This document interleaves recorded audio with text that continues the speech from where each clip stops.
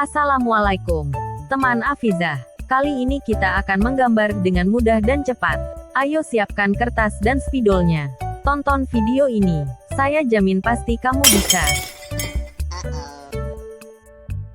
Pertama, buat pola oval kecil. Buat 2 garis vertikal. Buat garis lengkung besar.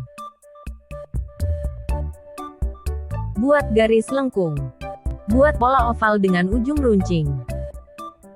Buat pola lengkung seperti tanda seru untuk kesan berkilau. Terakhir, beri titik-titik untuk memberikan tekstur pada mangga. Gambar sudah jadi. Saatnya mewarnai. Coklat, hijau, kuning, kuning tua, ungu. Ini hasil menggambar dan mewarnaiku. Bagaimana hasil gambarmu?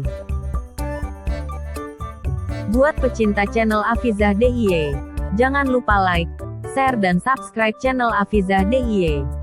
Sampai jumpa di video lainnya. Bye-bye.